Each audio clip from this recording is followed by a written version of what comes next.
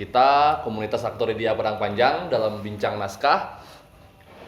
Kali ini kita akan membicarakan satu naskah yang pernah dipentaskan oleh Kak Rani. Kak Rani di tahun 2016 ya, Kak? Ya, betul. 2016 itu Perempuan Titik Nol. Nawal Nawal El Sadawi. Perempuan di titik nol. Oh, Perempuan di Titik Nol. Oke. Jadi kita akan bicara seputar itu, terutama proses pencarian Kak Rani atas tokoh Firdaus Ya, benar. di naskah Perempuan di Titik Nol. Juga kita akan bicara persoalan ya ceritanya, konteks peristiwanya. Nah, gitu. Kau pernah nonton, Wak? Pernah, dan kebetulan juga membantu Kak Rani pada saat itu. Iya, jadi sipir penjara. Oh Nah, iya. bukan. Oh, bukan ya? Iya kan, suara bukan waktu itu. Bukan, bantu di bagian panggung. Oh iya ya? Oh, aku lupa. Seingatku dia ini bantuku untuk mendorongku ke masuk penjara. Dia. Lupa. Bukannya Bang Bio? Enggak, Fajar. Oh, Fajar Lupa ya? dia ini kayaknya. Lupa kayaknya. Lupa. Masuk, itu dialog dia. Aku pernah nonton, 2016 itu pernah nonton, dan 2013 itu juga pernah nonton, Kak, yang Kak Ome. Ya, Fitri Rahma ya. Ya, yang Fitri Rahma. Nah, gimana, Kak? Kasih gambaran dikit tentang naskahnya dulu deh, naskahnya. Boleh. Sinopsisnya lah. Ya, Pertama itu naskah Perempuan di Titik Nol ini kan berangkat dari novel ya. Novelnya Nawal El Sadawi yang kemudian dialih wahana atau diubah bentuk menjadi naskah monolog teater sama Iswadi Pratama. Jadi aku pakai alih wahana versi Iswadi Pratama untuk ujian akhirku gitu Ya. loh, dan disutradarai sama Edi Sisno. oke. Jadi permasalahannya bukan masalah sih, kebetulan yang 2013 yang Kak Fitri Rahma juga Itu juga Mas Edi? Iya, dan TA aku juga beliau gitu, Mas Edi Sisno gitu loh. Jadi tapi yang nonton lah yang lebih tahu apa ada nggak perbedaan pada sutradaranya sama dengan dua pemain yang berbeda dengan naskah yang sama. Oke. Nah, naskah ini sebenarnya bisa dibilang karena Sadawi itu feminis ya, dia feminis dari Mesir yang memperjuangkan hak-hak perempuan di Mesir yang menentang sistem patriarki di Mesir. Oke. Jadi banyak ketertindasan, kekerasan seksual, diskriminatif, sikap-sikap otoriter laki-laki kepada perempuan bahwa tidak boleh punya pendidikan formal yang tinggi, tidak boleh mendapatkan pekerjaan yang setara dengan laki-laki. Adanya perbedaan bahwa laki-laki itu lebih mulia dibanding perempuan, Lebih superior ya? Iya, lebih superior. Terus perempuan lebih dijadikan alat sebagai kebanyakan ya. Ini untuk pedesaan. Jadi Nawal ini mengkritik yang di pedesaan bukan perkotaan ya. Perempuan di pedesaan itu kata kasarnya itu diperjualbelikan melalui mas kawin oleh orang tuanya yang si cewek. Oke, itu di Mesir berarti? Iya, Di jadi Mesir. yang diangkat itu sebenarnya Mesirnya sama Nawal gitu loh. Ini ditulis tahun berapa, Kak? Aku kurang tahu pastinya tahun berapa. Kalau Karena- dalam bentuk novel kan 1975 ya, Kak? Iya, cuman Tapi dialih wahana. Iya. Itu 2011 apa 2012-an sama atau 2010. Soalnya Oke. sebelumnya Kak Ome ada lagi yang Metas Teater 1 Lampung. Oke. Jadi aku yang ketiga bawa naskah ini jatuhnya monolog. Ome itu yang kedua. Nah, gitu urutannya. Ceritanya tentang tokoh bernama Firdaus dalam naskah itu. Kalau sinopsisnya ditanya tentang perempuan dengan latar ekonomi yang tidak mampu. Orang tuanya masih hidup, tapi mereka punya saudara beradik kakak itu terlalu banyak. Jadi dalam satu rumah yang kecil, lantainya tanah, mereka tidur di lantai itu, sedangkan orang tuanya tidur di kamar kayak gitu loh. Nah, bapaknya Firdaus ini tidak memposisikan anak-anak perempuannya selayaknya anak perempuan sama dengan anak laki-laki gitu loh. Jadi ada kalimat di Firdaus seperti ini, jika anak laki-lakinya yang mati, maka bapak memukuli ibu, pergi makan, lalu tidur. Tapi jika anak perempuannya yang mati, bapak pergi makan, lalu tidur. Jadi ada penyesalan, ada kekesalan bapaknya kalau anak laki-lakinya mati, ibunya yang salah gitu loh. Berarti Ibunya kan, boleh dipukuli? iya, ada kekerasan rumah tangga di sana yang dilihat oleh anak-anaknya. Terus mereka nggak dapat jatah makan, orang tuanya tetap makan, kayak gitu loh. Kayak dialog ibunya, kami tidak pernah dapat makan, tapi bapak selalu makan sebelum tidur. Kalimat-kalimat kayak gitu. Jika kami tidak punya makan, ibu selalu pandai menyimpan makanannya di dalam tungku, lalu aku pernah meminta dan aku dipukuli oleh ibuku. Oke. Nah, itu komposisinya tragis kan? Iya. Itu masa kecil. Berarti itu sebenarnya kulturnya ya, berarti yang Iya, kebanyakan. mengatur bahwasanya si ayah itu memang sosok yang Superior. Iya, sepertinya mengendalikan kayak semua, gitu ya. di Mesir, karena kita juga, aku nggak riset langsung ke Mesir gitu loh permasalahannya, tapi dengan aku menganalisis itu, kita udah, kacamata kita kan udah kebuka kemudian bahwa oh kayak begitu ya gitu loh. Oke. Karena Terus ini- Kak? ya, karena kebetulan ini juga berangkat dari kisah nyata yang ditulis. Oh, kisah nyata? Iya. Berarti itu Berarti Firdaus ini memang pernah ada? ada di Mesir. Oh. Dia memang wawancarai kayak gitu. Hmm. Jadi itu novelnya berdasarkan kisah nyata. Oke. Terus Firdaus orang tuanya mati, Firdaus dirawat sama pamannya. Oke. Pindah ke Kairo. Nah, di pamannya inilah sosok ayah itu ada di mata Firdaus. Dia disayang, dia dibelai Oleh si pamannya. oleh pamannya. Kemudian kelembutan pamannya, kasih sayang pamannya, dia disekolahkan oleh pamannya, dibelikan jam tangan ketika dia mendapatkan prestasi karena Firdaus termasuk anak yang cerdas, berujung kepada pelecehan seksual. Oh, jadi pamannya juga melakukan pelecehan sama si Firdaus? Iya, pelecehan pertama yang dialami Firdaus itu adalah dari pamannya. Oh, berarti bukan justru dari ayahnya berarti? Bukan. Ayahnya kekerasan ya? Kekerasan, tapi pelecehan seksual atau pengalaman seksual pertama kali dialami Firdaus itu ketika dia dengan pamannya. Oke. Masih dalam tahap memegang-megang, meraba-raba. Tapi untuk anak umur masih SMA ya pada masa itu, diceritanya itu kan udah luar biasa. Yalah. Itu kan sama dengan ayah kita, kalau misalnya ayah kita meninggal, dia kan Iya. mengganti ayah kita kan, Iya. karena kandung kan sama ayah kita, gitu. Kemudian pamannya menikah, Ya.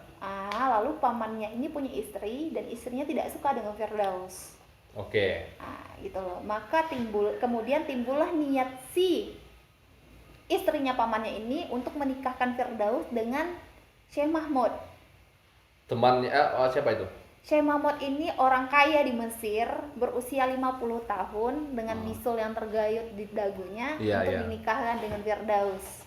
Ketidaksukaan istri dari pamannya ini kenapa? Faktor Kemungkin- ekonomi kah atau Salah cemburu? satunya bisa dibilang seperti ekonomi, kecemburuan, ketidaksukaan.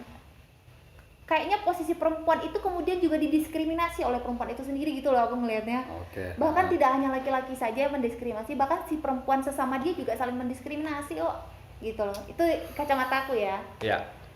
Itu terus dia dinikahkan dan nggak bisa ngelawan, Oke. dan paman dan istrinya meminta emas kawin 2 kali lipat. Itu sama dengan ngejual Berarti dong. itu si Firdaus masih sekolah berarti? SMP, SMA? Udah selesai? Udah selesai. Oke. Baru selesai banget. Oke, terus Kak? Habis itu dia nikahlah dengan Syekh Mahmud. Yang berumur 50 tahun itu. Ya, bayangin gak sih anak umur 19 tahun nikah sama Ada bisul di sini. Iya. Dan itu selalu basah. Oke. Basah mengeluarkan cairan nanah, kadang ada darahnya gitu. Di dalam naskah dijelaskan secara detail. Nah, di suami pertama Firdaus mengalami pelecehan seksual, kekerasan rumah tangga. Pokoknya dia tidak diposisikan sebagaimana perempuan, sebagaimana seorang istri. Semuanya diatur oleh Syekh Mahmud. Ketika dia dipukuli sama Syekh Mahmud, Firdaus kembali ke pamannya.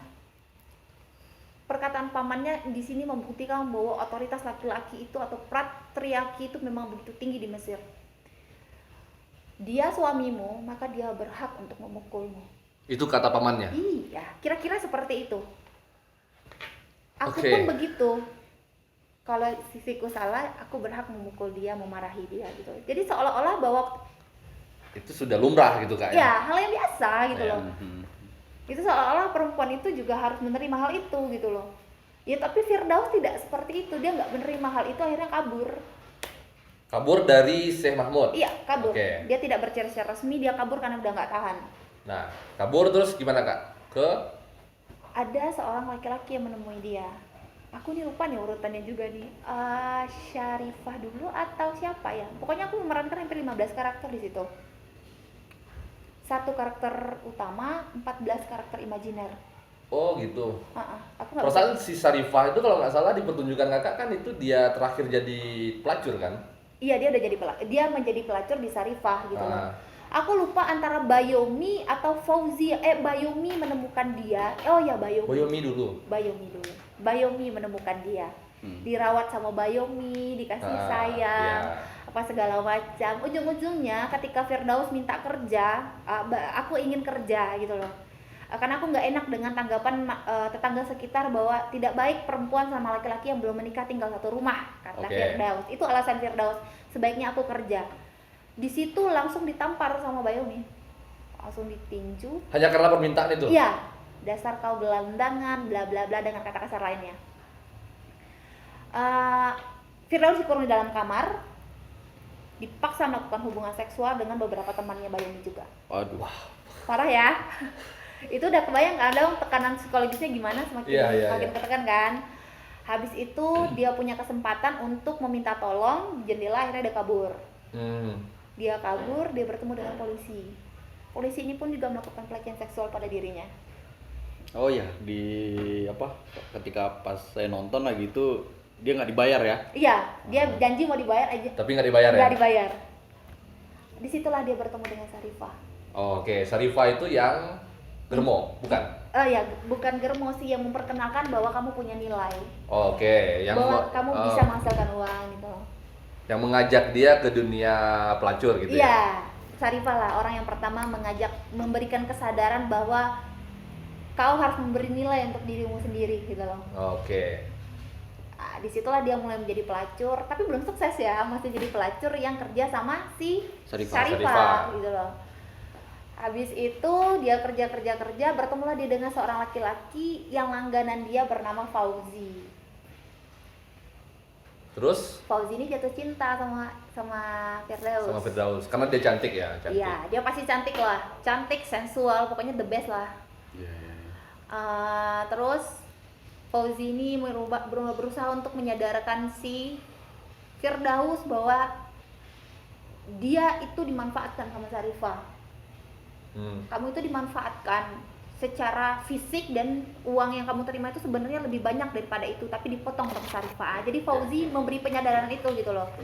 Falling in love, cerita kasih sayang. Akhirnya Fauzi meminta untuk menikahi Firdaus melalui Sarifah. Mereka bertengkar. Tapi ketika mereka bertengkar, malah mereka melakukan hubungan seksual. Si Firdaus dan Fauzi? No. Oh, si Sarifah dan si Fauzi. Wah, berarti si Fauzi itu juga main sama si Sarifah? Iya. Selingkuh? Enggak selingkuh, jadi ketahuannya pas di situ aja. Tiba-tiba cerita potongnya udah nyampe sana aja gitu loh. Jadi mereka bertengkar, Fauzi bertengkar untuk meminta dilepaskanlah si Firdaus agar aku bisa menikahkannya.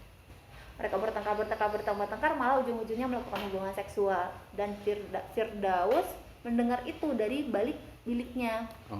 Dia buka pintu kamarnya karena udah nggak ada kedengaran suara. Ketika dia melihat, dia menemukan Sarifah dan Fauzi dalam keadaan tidak berpakaian lagi gitu loh, kecapean. Firdaus pergi. Ini kayaknya aku nggak berurut, tapi nggak apa-apa ya. Nggak apa-apa. Berarti habis itu Firdaus pergi, kalau nggak salah dia bertemu dengan seorang laki-laki di tepi jalan. Bertemu dengan laki-laki di tepi jalan, lalu dibersihkan, dimandikan. Pokoknya dalam keadaan hujan, lumpur, dia merasa sangat kotor dirinya. Ketemu dengan orang itu, dibawa ke tempat yang sangat indah, dibersihkan laki-laki itu, dimandikan air hangat, lalu berhubungan intim. Ketika pagi datang, dia hendak pergi, dia diberi uang 10 pon oleh si laki-laki itu. Oke. Di sini si Firdaus punya kesadaran, ini uang pertama yang dihasilkannya dari pekerjaannya. Iya. Dan itu besar ya? Menurut dia besar itu, uang 10 pon milikku sendiri. Ketika aku mau minta satu pistar kepada ibuku, ibu memukulku. Ketika aku datang ke tempat Sarifah, ketika Sarifah menghitung uangnya, ketika aku berjalan ke kamar Sarifah segera menyembunyikan uangnya. Jadi seolah-olah uang itu begitu sulit didapatkan oleh Firdaus. Sama Firdaus ya. Ini uang pertama yang dia dapatkan. Gitu diceritanya. Habis itu dia menjadi pelacur sukses di situ. Dia memberikan harga yang tinggi untuk dirinya sendiri kemudian. Oke. Silakan minum dulu. Iya kan, saya ngobrol. Haus. Karena cukup Santai panjang. Kak, santai. Iya, santai. Terus Sorry. dia menjadi pelacur yang sukses. Pelacur ukuran sukses ini adalah bahwa udah pejabat sama gubernur dan kepala Wah, pemerintah yang berarti meminta. orang-orang penting yang membayar dia gitu Dan dia berarti. jual mahal. Itu yang paling penting. Dia jual Oke. mahal. Dia tahu nilainya tinggi, maka saya akan jual mahal. Berapa kau sanggup bayar diriku? Oke, berarti si Firdaus sudah bisa menetapkan harga dirinya ya, nilai dari dirinya berarti. Oke. Oke, itu banyak yang aku potong. Aku tidak bicara tentang dia bertemu dengan Ibrahim. Aku potong. Akhirnya dia bertemu dengan Marzok. Germo. Nah, yang itu yang Germo Ya. ya, ingat tuh yang Marzok, Germo, seorang Germo yang ingin memegang si Firdaus. Firdaus. Tapi dia nggak mau. Kan udah banyak dong yang ngekang dia selama ini. Masa masih mau dikekang lagi, dia udah bebas gitu loh kan. Firdaus menolak tapi dipaksa. Nah, di situ kemudian Firdaus membunuh Marzok. Intinya Marzok ini karena Ya. terlalu memaksa akhirnya dibunuh. Dan itu yang membuat dia di penjara ya. Iya, tapi dia melakukannya dengan bangga loh. Itu yang paling penting. Dan dia siap untuk mati. Itu orang gimana sih? Itu yang nggak aku bisa dapetin jujur secara pribadi ya sebagai. Kalau nggak salah bukannya ada dialog, dia sebenarnya bisa dibebaskan kan? Kalau dia mengirim surat permintaan maaf kepada presiden, Oh gitu. hukumannya akan dikurangkan. Jadi dia nggak jadi hukuman mati, mungkin di penjara aja beberapa tahun kemudian dibebaskan gitu. Tapi Firdaus tidak mau. Karena menurutnya dia tidak bersalah. Karena yang masalahnya itu laki-laki itu sendiri menurut dia. Psikologinya gimana sih ada orang yang siap untuk mati gitu loh. Ya. Aku yang nggak dapat sama aku, karena aku nggak pernah mengalami posisi itu dan nggak tahu juga risetnya kemana gitu loh. Posisi psikologis orang yang siap untuk mati dan melakukan itu dengan perasaan bangga itu gimana sih? Iya, iya, iya. Itu kekuranganku untuk menolakku kemarin. Kalau aku untuk mengkritik diriku sendiri mungkin di situ. Berarti endingnya Dia di penjara dia di dan penjara. dihukum mati ya. Hukum mati, hukum Oke. tembak. Ya benar, kalau ketika aku ngulik itu si Nawal itu kan memang seorang psikiatri kalau nggak salah. Dia aktivis perempuan juga dan memang melakukan riset di penjara Kairo itu. Oke. Jadi memang pure itu pengalaman si Firdaus Iya. yang sebelum dia Dihukum mati. dihukum mati ya. Nah, kita kan bisa lihat tuh gambaran perkembangan watak si Firdaus, tokoh Firdaus dalam naskah ini gitu. Dia digempur oleh banyak masalah, yang paling kentara itu pelecehan, kekerasan, pemukulan, pemerkosaan gitu. Dan itu sampai akhir hayat dia sebelum dihukum mati. Nah, kakak sendiri gimana sebagai seorang aktor gitu untuk mendekati tokoh itu yang kita tahu itu kan sangat kompleks dan menyentuh rasa gitu, apalagi kalau perempuan kan. Iya. Perempuan mendengar si tokoh itu dilecehkan sedemikian rupa tentu nggak semudah itu mendekatinya, pasti kadang-kadang larut dengan dia gitu. Gimana kakak Wah, prosesnya? aku jujur ya, secara pribadi sulitnya minta ampun. Tokoh yang paling sulit kupentaskan atau kumainkan atau kuperankan itu Firdaus. Paling sulit. Karena banyak layernya. Terlalu banyak layernya, terlalu banyak tekanannya gitu. Dan itu hampir sama gede gitu loh. Kecuali ada komplikasi baru menuju klimaks. Jadi Iya, kan ada iya. yang kecil, masalah kecil-kecil menuju yang besar. Menuju yang besar. Dia besar-besar. Iya. Iya. Kayak nggak ada gimana ya aku cara ngomongin ya. Dan itu punya pengaruh yang sangat signifikan gitu, kekerasan dalam rumah Iya. tangga, pemerkosaan, dan itu bukan masalah-masalah kecil gitu. Iya. Aku mengalami kesulitan karena pertama aku harus tahu bagaimana perasaan diperkosa. Itu dong. Iya. Kita harus observasi orang-orang yang pernah diperkosa. Ya. Orang-orang yang pernah dipukuli suaminya, orang-orang yang pernah menikahi laki-laki tua, orang-orang yang pernah disiksa oleh keluarganya sendiri, bapak sama ibunya. Dan itu kan nggak mudah kak. Iya, itu dia makanya aku bilang aku mengalami sangat kesulitan dan jujur secara aku pribadi aku tidak mendapatkan ada beberapa bagian yang tidak bisa aku dapatkan. Contoh seperti diperkosa aku nggak bisa ngedapetinnya, jujur. Aku nggak tahu psikologis Bahkan orang itu sudah dibantu sama observasi misalnya Iya. kayak film atau aku udah observasi film, aku harus tahu gimana sih berhubungan seksual itu yang bergairah, yang tidak bergairah, yang dipaksa tuh harus aku bandingkan. Karena Ya. Firdaus mengalami ada yang dia bergairah, ada yang dia dipaksa, ada dia yang biasa aja ekspresinya, Iya. gitu loh.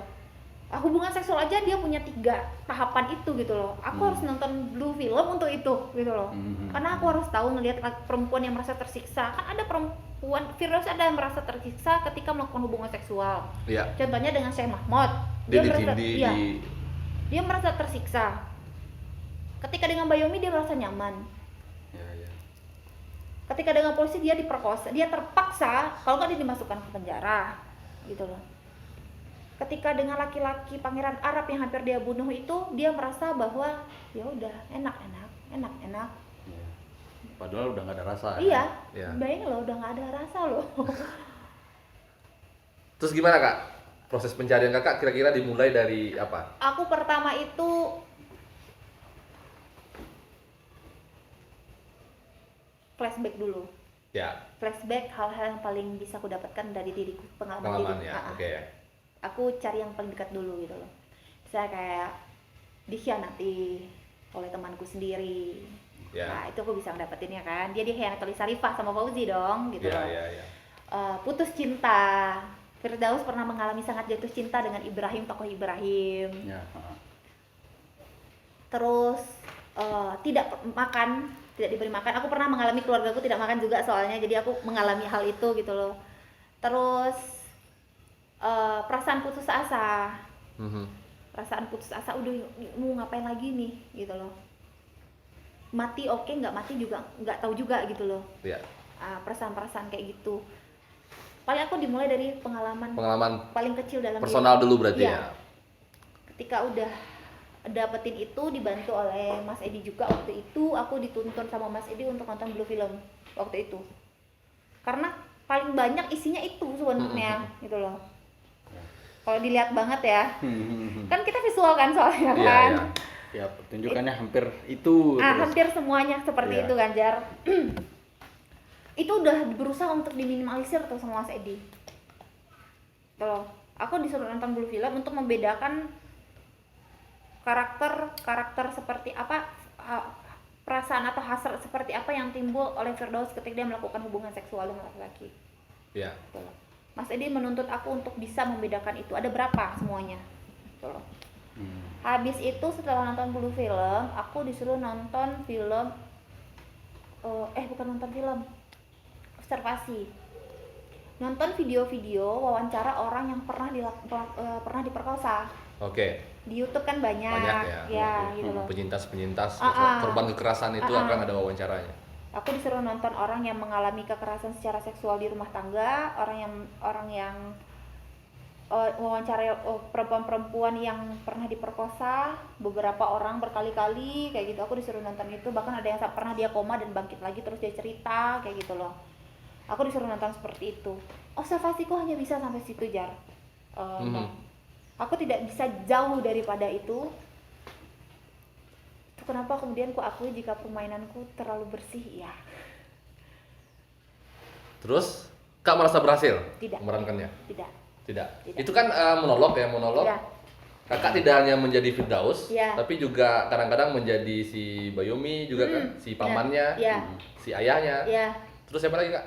Aku jadi Bayomi, aku jadi pamannya, jadi bibinya, Hah? jadi Firdaus kecil, Firdaus remaja, jadi Syekh Mahmud, jadi polisi, jadi Ibrahim, jadi Marzok, jadi Syarifah, jadi Fauzi, jadi dia enggak, jadi laki-laki yang menyewa dia untuk membayar dia pertama kali, terus jadi pangeran Arab juga. Berarti 12. Ya. 12 perpindahan tokoh dalam satu cerita. Iya, 22 halaman totalnya. Nah, Itu menarik tuh Kak. tuh. Gimana Kak? Nah, ini kan apa? Kita membayangkan satu tokoh aja itu rumit untuk Ya, fokus ya. dan konsentrasi dan menjaga emosi. Karena satu aja itu pasti sudah akan kelimpungan dibuatnya. Nah, ini tadi Dan itu monolog. dan ini monolog ada Aku jujur 12. saja, Wak, selama berproses gitu belum pernah berhasil memainkan naskah monolog gitu. Nah, gimana sih, boleh bagi-bagi Kak? Ya, tentang perpindahan satu tokoh ke tokoh lain dan juga serempet ke monolognya dikit lah. Ya, sebenarnya ini naskah monolog terberat kalau menurutku. Serius, karena aku pernah juga sebelumnya main monolog itu paling banyak tuh 4 karakter. Iya, ini sampai 12. Sampai 12. Kalau nggak kayaknya aku udah yang ketinggalan tuh kayaknya. Saya tahuku semua totalnya 14 atau 15. Kayaknya ada yang ketinggalan. Karena aku juga udah lupa ya. Itu jujur. Pertama, laki-laki itu banyak posturnya. Ya. Gak usah, yang ceweknya enak lah ya, Sarifah doang di situ. Firdaus kecil, Firdaus besar, itu cuma bisa mungkin badannya agak dikecilin terus diubah secara vokal. Iya, gitu timbre kan. vokalnya. Syekh Mamat itu juga enak karena jelas ketaranya, laki-laki umur 50 tahun punya bisul dan dia tua, reot gitu loh. Itu enak. Yang susah itu kayak Polisi, Fauzi, Ibrahim, umurnya tuh beda-beda tipis. Kalau salah satu udah dibedain vokal, yang lain nggak bisa lagi dibedain vokal dong. Iya, gitu. iya. Itu mungkin kemudian ada yang mirip-mirip jadinya gitu loh. Berarti langkah Kak yang pertama kali itu adalah membedakan bagaimana Identifikasi. memberikan satu identifikasi terhadap masing-masing tokoh. Iya. Itu langkah yang Iya. Kak lakukan pertama. Aku pakai selendang waktu itu. Jadi cara aku membedakan itu adalah pemakaian sorban, tidak pakai sorban gitu loh. Nah, itu kan ada 2. Pakai sorban suara berat, pakai sorban suara kecil. Nah, kayak gitu loh. Nggak pakai sorban suara kecil. Nggak pakai sorban tapi diselempangkan aja seperti shawl. Jadi aku mengidentifikasinya pakai properti. Kalau nggak Berarti terbatas juga sih sebenarnya Kak. Maksudnya kita nggak bisa berharap di kalau ketika memainkan monolog itu ada perubahan yang signifikan gitu. Iya. Kita nggak bisa berharap kan. Artinya terbatas juga kan kesempatan kita untuk merubah tokoh itu secara signifikan gitu. Nah, Iya, yang tentara perbedaannya. benar, gitu. benar. Iya, itu benar. Karena hal yang paling penting disadari bahwa dia tokoh imajiner. Tokoh imajiner yang tidak harus sedetail mungkin kamu identifikasi. Karena dia mengiringmu untuk menjadi pengiring cerita aja. Bahwa tokoh itu pernah ada dan hadir di situ dan membawamu ke situasi itu gitu loh. Oke. berarti Kalau- yang pentingnya itu pada wilayah dramatiknya harus tetap terjaga. Iya, Firdausnya. itu. Ya, Firdaus maksudnya dan iya. dramatik Dramatik ceritanya. ceritanya kan itu, tapi identifikasi jelas bagaimana perubahan tokoh dari A, B, C, D, E, F, G dan seterusnya itu bukan menjadi satu hal yang bisa akan dilakukan karena kan rapat gitu ya. Iyalah, kalau kamu kepengen detail ya udah main bareng-bareng detail masing-masing kan gitu kan. Ya mau sedih, coba aku tanya, siapa sih monolog yang paling hebat bisa ngedetailin banget perbedaan antara satu tokoh dengan tokoh lain? Aku berburu lah sama dia. Nah, ini yang menarik nih jadinya. Apa kira-kira sebenarnya dalam monolog itu sendiri, terutama dalam acting, tentu tidak akan bisa memberikan satu identitas yang jelas atau identitas yang dalam satu peran tokoh menjadi tokoh lain tentu tidak akan bisa sekompleks bagaimana satu tokoh itu sendiri. Nah, kira-kira peranan monolog ini sebenarnya bagaimana sih untuk membuat terhadap tokoh itu sendiri selain tokoh utama gitu? Bener-bener aku nggak ngerti deh. Pertanyaan kau bisa diperjelas sedikit gitu. Ya, takaran keberhasilan seseorang dalam nah. memainkan monolog ini kan apakah Kayaknya Fajar keberhasilan ingin dia? dapat satu pemahaman tentang monolog itu kan. Iya. Jadi Oke. Jadi- standarnya Takaran kira-kira. keberhasilan Apakah- atau monolognya nih? Dua-duanya deh. Karena kan monolog, habis itu tokoh tadi kan. Nah, keberhasilannya apakah membangun dramatik itu sendiri atau keberhasilannya pada poin di mana aktor tersebut mampu memainkan tokoh A, tokoh B, tokoh C. Nah, kira-kira gimana menurut Kak? Sebenarnya so berat ya. Sebenarnya Mikir dulu. Karena bingung juga, nggak ada sih takaran berhasilnya kalau menurutku. ya. Nggak ada kalau menurutku ya. Oke, terus? Berhasil itu nilai plus aja kalau menurutku. Pernah nggak kamu main itu nothing tulus gitu loh, ikhlas. Menurutku itu yang berhasil menurutku. Nah, kira-kira dalam monolog ini sendiri apa nih gitu? Nah. Apakah kemampuan aktor untuk memainkan beragam tokoh atau membangun satu dramatik sebagaimana cerita-cerita tutur seperti itu gitu. Nah, maksud Aku begitu. maksud aku begitu. Kita pakai Stanislavski berarti kemarin. Ya, aku pakai Stanislavski karena metode acting Stanislavski itu bisa dipakai kemana aja sih kalau menurutku. Tinggal kamu mau milih yang mana untuk naskah yang mana, gitu. Oke. Aku pakai Stanislavski untuk monologku karena kebetulan aku sempat riset, mungkin aku belum cukup teliti, mungkin aku juga belum cukup disiplin untuk mencari tahu itu, tapi aku tidak menemukan acting khusus untuk monolog saat itu.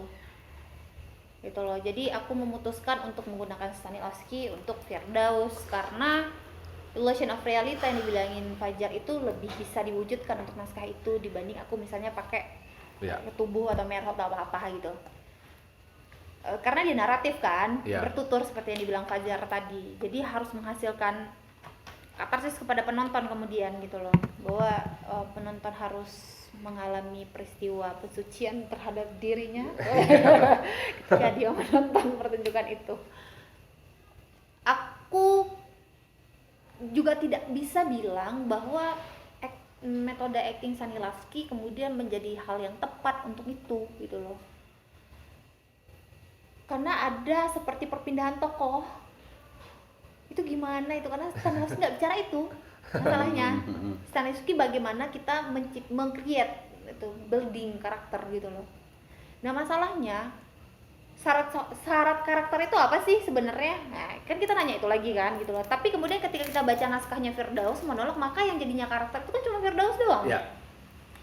Inti ya. Iya, berarti kan tokoh itu cuma ada satu di naskah. Sebenarnya kan posisinya ketika di panggung kan Firdaus yang memperagakan si tokoh Ya, lain kan? benar. Tidak si tokoh lain itu yang hadir kan? Benar. Firdaus seolah-olah istilahnya kalau aku Ya. pakai di skripsiku, seolah-olah menjadi Bayomi, seolah-olah menjadi Syekh Mahmud, seolah-olah menjadi Marzok gitu loh. Untuk menceritakan satu peristiwa. Iya, bahwa ada dialog di antara mereka yang terjadi gitu loh. Nah, cuma kan kesulitan gue perpindahan antara Firdaus tiba-tiba jadi Marzok, Firdaus Marzok lagi, Firdaus Marzok lagi itu capek. Capek sih. Dan memang nggak harus seperti itu sih dalam bayangnya Kak Rani sebagai aktor kan yang memerankan Firdaus. Tugas Kak Rani kan memang memerankan Firdaus. Nah, Firdaus itu dalam ceritanya menggambarkan si tokoh lain gitu. Iya.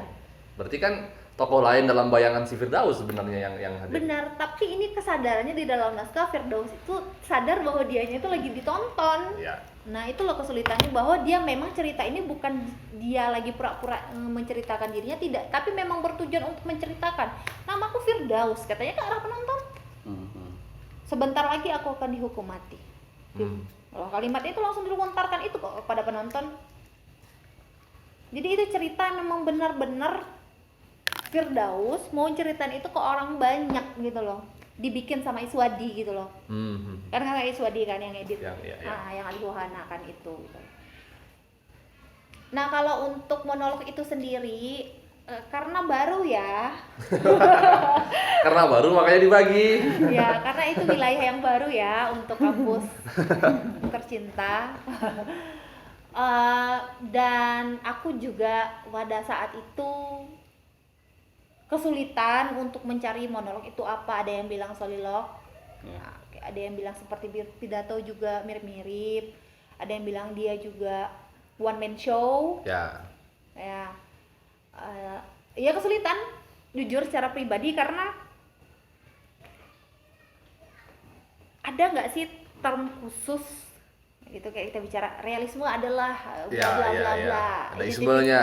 Identifikasinya begini-begini bla bla bla bla gitu loh. Jadi kita bisa mengkarakteristik bahwa oh ini realisme, oh ini non realis gitu loh. Oh ini permainan ensemble, oh ini monolog. Apa beda ensemble dengan monolog? Yang kita tahu itu pasti bahwa ensemble itu mainnya bareng-bareng, tokohnya ada banyak orang atau minimal 2 orang. Monolog itu udah pasti satu. Oke. Dia corongnya satu arah. Dia itu tidak 2 arah gitu, 1 arah. Jika ada interaksi antara penonton dengan si monolog, itu tetap 1 arah. Kenapa? Karena penonton tidak tokoh di dalam panggung, gitu loh. Kita bicaranya kan panggung, gitu loh. Kecuali dia di set menjadi tokoh untuk tetap berkomunikasi, jadi ada latihan di dalamnya, itu tidak monolog lagi kalau menurutku malah. Ini pemahamanku ya. Iya. Santai Kak, santai. Nah, menariknya apa yang ingin aku tanya itu kontrol kakak gitu. Jadi kan kadang-kadang kita sebagai laki-laki gitu untuk membayangkan tokoh Firdaus itu kan juga tokoh yang tidak semudah itu mewujudkan emosi dia gitu dengan pengalaman-pengalaman yang dia alami gitu. Nah, apalagi kakak misalnya yang lebih dekat pasti sudah sangat cepat connect dengan pengalaman-pengalaman yang dialami oleh Firdaus gitu. Misalnya membayangkan dia dipukuli, membayangkan dia diperkosa, membayangkan dia itu kan kadang-kadang empati kita, Iya. emosi kita kan kadang-kadang justru terbawa arus gitu kak. Kontrol kakak gimana agar tidak kakak Raninya yang justru lebih keluar gitu. Hal yang subjektifnya Iya. yang malah dikedepankan. Iya, itu dia yang bikin yang menurutku Susah kak ya? Iya, karena yang lahir itu empati. Aku memerankan itu. Empatiku terhadap perempuan yang pernah diperkosaku, jadi aku memerankan itu berdasarkan empatiku. Nah, kalau itu kakak nggak kontrol kan jadinya larut kan kak? Tidak menurut Bunda. Yang lebih susah mengontrol itu adalah ketika dia menjadi pengalaman kita secara pribadi. Oke. Itu yang lebih sulit untuk dikontrol menurutku secara pemeranan. Mhm. Karena dia ada di alam bawah sadar kita. Ketika dia bangkit itu lebih sulit untuk dikontrol. Tapi kalau dia berdasarkan cerita orang lalu kita berusaha untuk berempati, itu malah lebih enak kontrolnya, dah. Oh gitu. Iya, itu menurutku. Iya. Soalnya kita tahu batasan kita gitu loh, dah. Pertama kita nggak mengalami dia secara fisikal. Ya. Emosi dia dengan yang mengalami dengan emosi kita yang denger, berusaha apa sih kita untuk memahami dia, akan jatuhnya tetap empati. Gitu menurutku. Malah itu lebih enak kontrolnya. Itu kemudian yang tidak jujur kemudian menurutku. Oke. Itu yang tidak jujur. Yang lebih jujur itu adalah, tapi kan nggak mungkin gua harus diperkosa dulu dong. Iya itu. Baru bisa mengalami.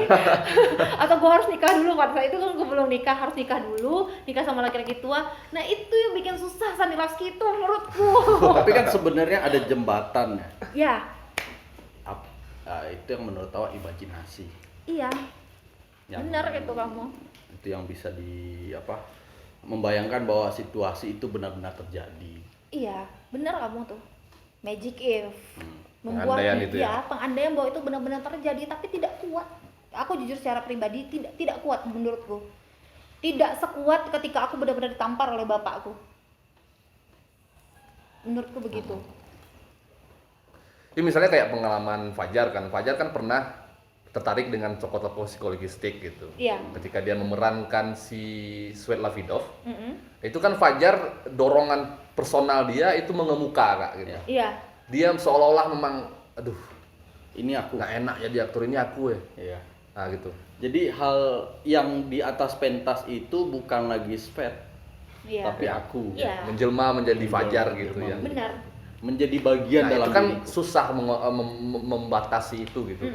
Itu maksudku. Iya, itu makanya aku masih jadi yang berpura-pura Firdaus, makanya Iya. mau aku sampaikan.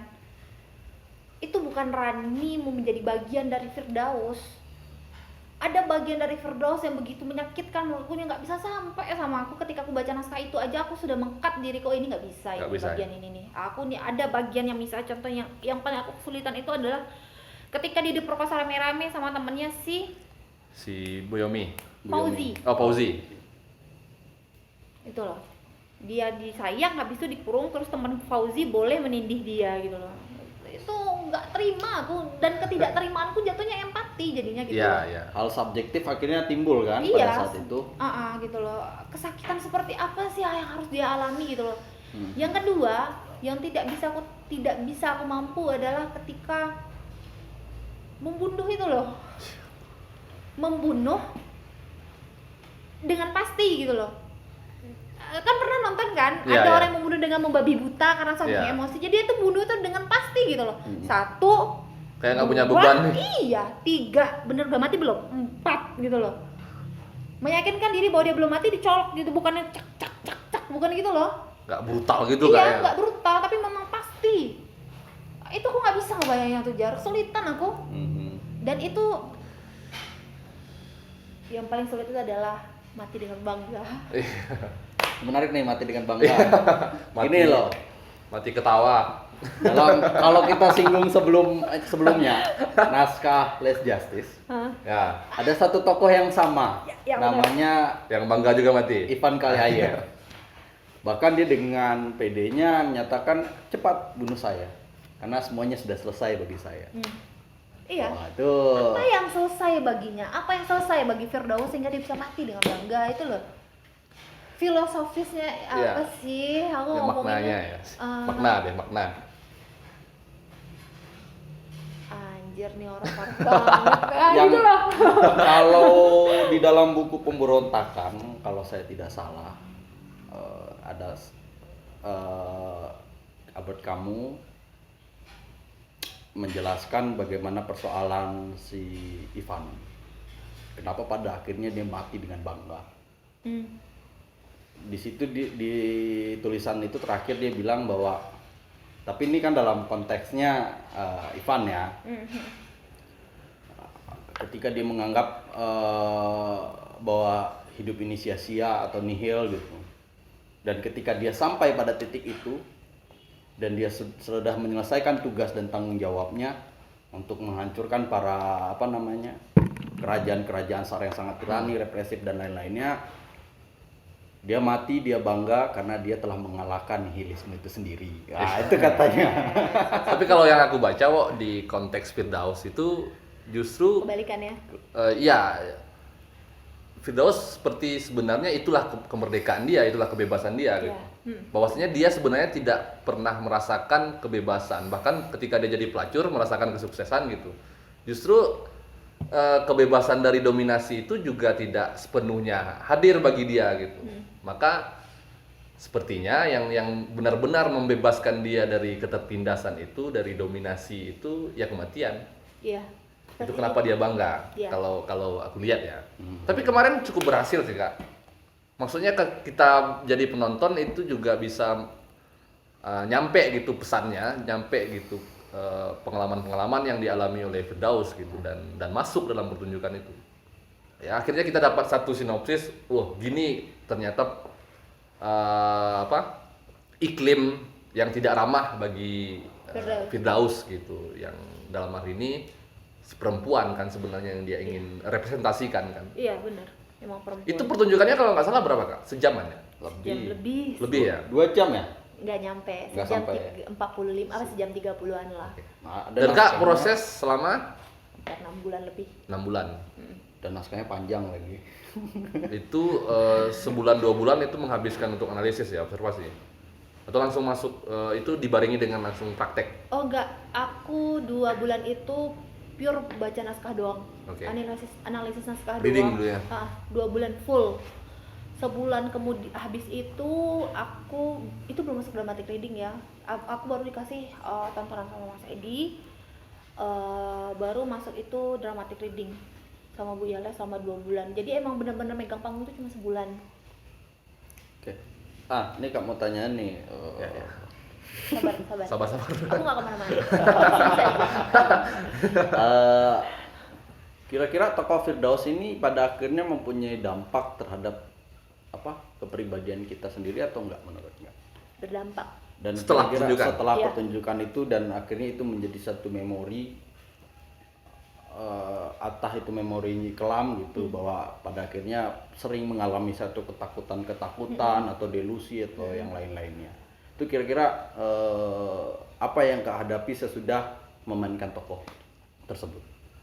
Pertama, ada memori yang tidak aku inginkan harus bangkit, itu aku paling bermasalah. Paling merengseknya di situ ya. Itu untuk diriku pertama. Yang kedua, kalau untuk penonton sih, aku nggak tahu ya, aku nggak sempat nanya. Tapi harapanku adalah mungkin tidak semua bagian dari Firdaus itu nyampe kepada semua orang. Tapi aku yakin, punya kepercayaan bahwa ada satu bagian di dalam cerita itu ngena ke satu orang. Contoh, mungkin pernah ada yang mengalami dipukuli bapaknya, Iya, iya. dia mengalami katarsis untuk di bagian itu aja. Atau diam-diam ternyata ada satu perempuan pernah diperkosa di yang lagi nonton. Nonton ya. Aku nggak bilang secara keseluruhan, tapi mungkin salah satu bagian di situ ngena ke beberapa penonton Ya. dengan cerita yang berbeda. Gitu kalau menurutku. Mereka mungkin ada yang pernah dipaksa untuk nikah mungkin. Firdaus kan dipaksa nikah oleh paman sama bibinya. Dan itu pada akhirnya mempengaruhi psikologis Kak nggak gitu ketika sudah memerankan apa tokoh tersebut itu, apakah Kak menjadi orang yang histeris atau apa gitu? Untuk beberapa lama ya, jujurku secara pribadi ada bagian nggak bisa aku ceritain di sini yang ngena ke aku, dan untuk membangkitkan itu Mas Edi harus marah-marah karena aku nggak mau. Tahu kan kita masa lalu kita mengunci diri serapat-rapatnya untuk tidak bangkit lagi, kita nggak melupakan itu gitu loh, kita karena kita nggak ikhlas itu terjadi pada diri kita. Itu harus dipaksa bangkit gitu loh. Mengontrol itu luar biasa bagiku, aku sampai keringat dingin jujur secara pribadi, dan itu kemudian berdampak secara psikologisku. Aku beberapa minggu harus mengurung diri gitu loh, menyiapkan diri lagi untuk menghadapi dunia luar gitu loh. Karena kalau memang nggak siap secara mental kan, ingatan Ya. emosi itu bisa Itu pada berbahaya, akhirnya berbahaya bagi diri kita sendiri Itu gitu. kenapa kemudian Stanislavski mengkritik emotional memorinya sendiri. Ya. kemudian. Dia merevisi bagian-bagian. Iya, karena berbahaya. Ada aktor kesayangannya mengalami itu. Iya. Aktor kesayangan Stanislavski mengalami Histeria itu. kalau nggak salah Iya, kan, jadinya. di apanya. Ada pengalaman masa kecilnya tidak pengen dia ingin dia ingin dia ingat, kemudian timbul lagi ketika dia harus memerankan tokoh apa gitu. Nah, Stanislavski kemudian mengkritik metodenya sendiri kemudian. Dan itu kemudian lahir the method itu ya, the method of physical action itu. Iya. Kalau kita buat satu parameter terhadap tokoh tokoh Firdaus atau naskah ini sendiri, naskah ini sebenarnya sangat tidak direkomended bagi anak-anak yang masih SMA atau apa gitu. Enggak, aku enggak rekomend. Untuk anak kuliah juga aku belum recommended lah.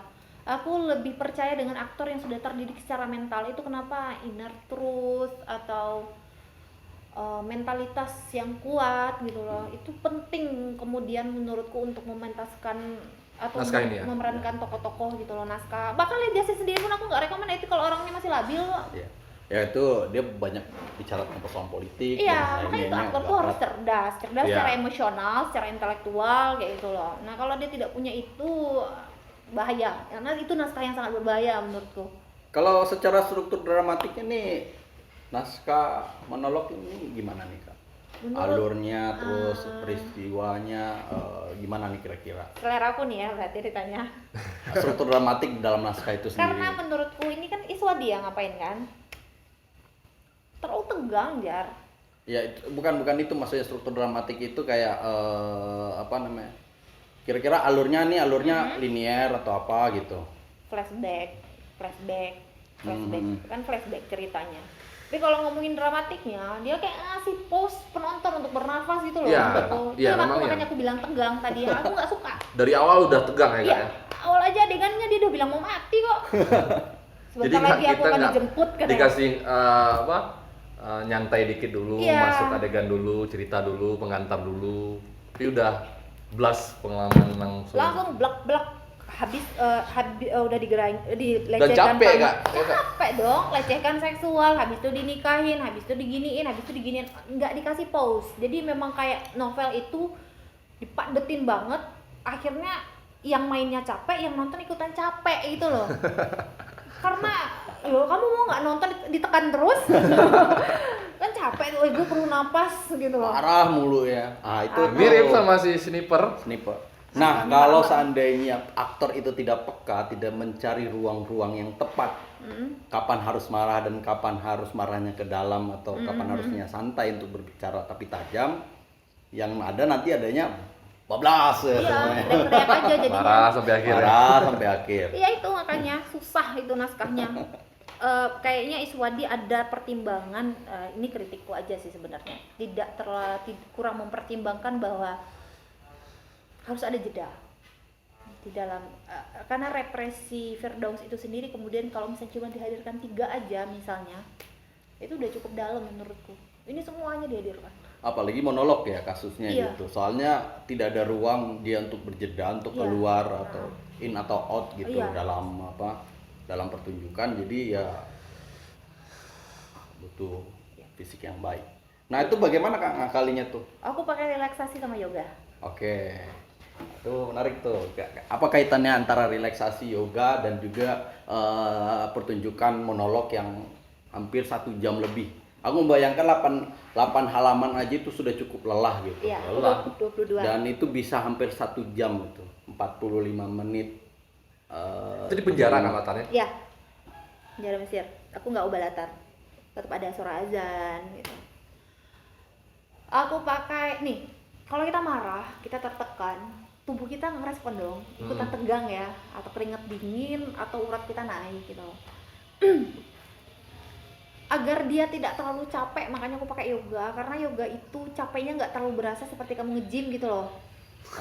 Ini aku membandingkan ya, jadi kenapa kemudian aku pakai relaksasi dan yoga untuk tubuhku, bahwa ketahanan tubuhnya itu lebih bagus dibandingkan tubuhnya.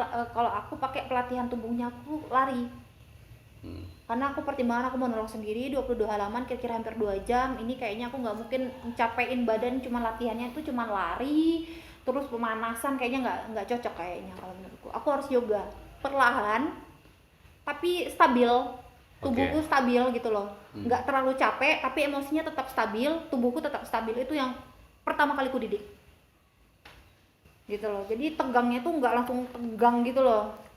Aku merileks, ada bagian yang ku rilekskan agar yang lainnya tidak terlalu kaku seperti itu. Makanya aku pakai yoga sama relaksasi untuk tubuh. Oh, sering yoga kau biar gak kaku. Fleksibel Itu juga sering, ya loh. sering yogi bang. Ya, karena Oke ya, kayaknya udah berlama-lama kita. Oh iya, nggak kerasa. Oke, nggak kerasa. Allah. Itu sampai maghrib. Nah, ini novelnya sudah sangat beredar ya kak. Oh, Novelnya Iya, kontroversial, sampai bahkan di Depak, kalau ketika si Nawal itu pengen nerbitin di Mesir juga nggak boleh. dia Di saja Lebanon kalau nggak salah terbit pertamanya. dia di Depak pun, Iya, di Depak negaranya juga, sendiri, jadi. dideportasi dari negaranya sendiri. Tep- Karena dia bicara hal yang ini loh, mohon maaf ya, untuk kita punya gambaran indah tentang Mesir. Mm-mm. Umat Muslim terbanyak di dunia, Mekah di sana, Budaya Arab tuh di budaya situ. Arab di sana. Kemudian ada hal-hal keji di sana itu kan Iya. bikin shock masyarakat gitu loh. Itu kenapa alasannya, mungkin menurutku kayak gitu. Tapi dia berani sih. Itu ya. Dia itu berani yang hebat. mendobrak gitu. Ada Ya. hal yang ditutup-tutupi, hal itulah pokoknya. Bahwa Itulah Dan dia. ini memang novel atau naskah yang memang jadi perbincangan, didiskusikan, digali. Ada Karena banyak. dia dari kisah nyata ini loh masalahnya, nggak ngarang. Karena gini ya, sejarah perempuan itu kan selalu didominasi oleh sejarah kekerasan, perbudakan, pelecehan, dan juga ya hal-hal yang kayak gitulah gitu. Dan sampai sekarang kan Masih ada. Masih perempuan masih sering tidak mendapatkan hak-haknya, Iya. perlindungan dan yang lain-lainnya. Ya, benar itu. Tapi untungnya aku nggak mengalami. Semoga semuanya tidak mengalami. Perempuan tangguh. Perempuan itu harus independen. Pesan untuk perempuan. Oke, Mbak perempuan udah mulai Sampai. lelah. Ngasih tanda silang. Ini kita akhiri aja perbincangan hari ini. Terima kasih Kak Rani. Iya, sama-sama. Jarwo. Kalau teman-teman pengen cari naskahnya itu sangat beredar banyak dan nggak akan sulit kayaknya. Sulit. Sulit ya. Kalau pengen hubungi Kak Rani. Oke, hubungi kita. Ada Kak naskahnya? Ada. Tapi novelnya banyak. Novelnya bisa Novelnya dicari. bisa dibeli. Tapi yang versi Iswadinya boleh minta sama Teater Satu Lampung atau sama aku, karena naskahnya nggak ada di internet. Oke. Sampai jumpa. Biar kayak YouTuber gitu kan.